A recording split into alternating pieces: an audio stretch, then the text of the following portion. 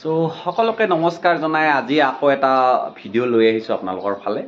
কাৰণ আমি জনা দৰকাৰ এতিয়া হেলদি লাইফ বুলি ক'লে কি বুলি কওঁ হেলদি লাইফ আমি কেনেকৈ জীয়াই থাকিব পাৰোঁ একচুৱেলি আনহেলদি কিয় হৈছোঁ সেইটো জানিব লাগিব আনহেলদি আমি কিয় হৈছোঁ কাৰণ খাদ্য খানাৰ যিটো আমাৰ আজিকালিৰ ভেজাল আমাৰ মাৰ্কেটত বহুত ভেজাল হৈ গৈছিলে কাৰণ আমাৰ মাটি অনুযায়ী আমাৰ আজিকালি খাদ্য বহুত উৎপন্ন হয় ডিউ টু বহুত সাৰ ব্যৱহাৰ কৰে ফাৰ্টিলাইজাৰ ব্যৱহাৰ কৰে যিটোৰ বিনিময়ত আমাৰ খাদ্যবোৰ বেয়া হৈ গৈছে আমাৰ যিখিনি ভিটামিনছৰ নিড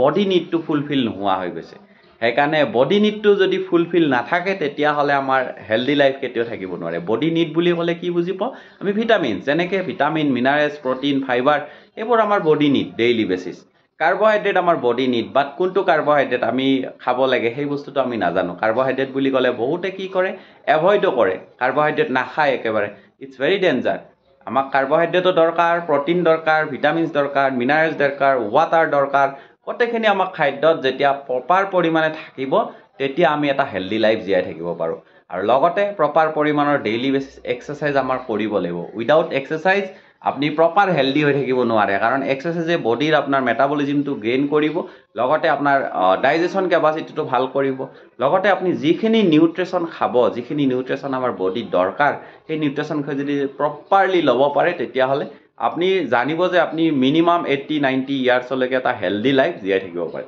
আদাৰৱাইজ আজিৰ যিটো চিটুৱেশ্যন আপোনালোকে দেখিছে আনহেলদি হৈ গৈ আছে এবভ 30-40 এজৰ পৰাই লাহে লাহে আমাৰ কি হৈছে মানুহবোৰৰ বেমাৰ মানুহবোৰৰ মেক্সিমাম মানুহৰ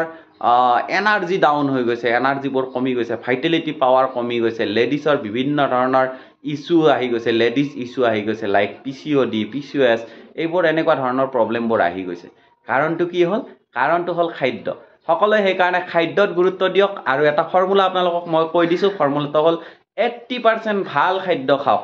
গুড নিউট্ৰিশ্যন ব্যৱহাৰ কৰক যিটোৱে আপোনাক হেলদি লাইফ এটা বিলং কৰাত সহায় কৰিব আৰু 20% ডেইলি বেচিছ এক্সাৰচাইজ কৰক যিটো এক্সাৰচাইজে আপোনাৰ বডিত ডেইলি বেচিছ মানে এনাৰ্জি বুষ্ট কৰিব আৰু ডেইলি যিটো আপোনাৰ এটা বডিত হেপিনেছ লাগে এনাৰ্জি আপোনাক প্ৰডিউচ কৰিব